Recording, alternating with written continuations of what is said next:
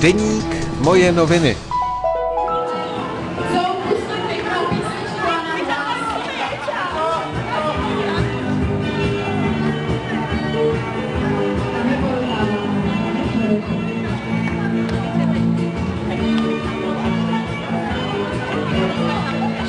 Já jsem velmi rád, že... Zůstaňte už tady u nás, zůstaňte už u nás.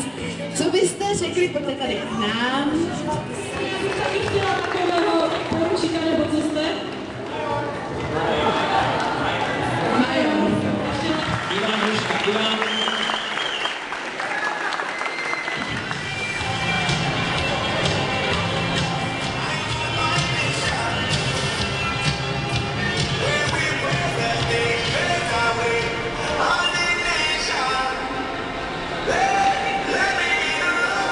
Deník Moje noviny.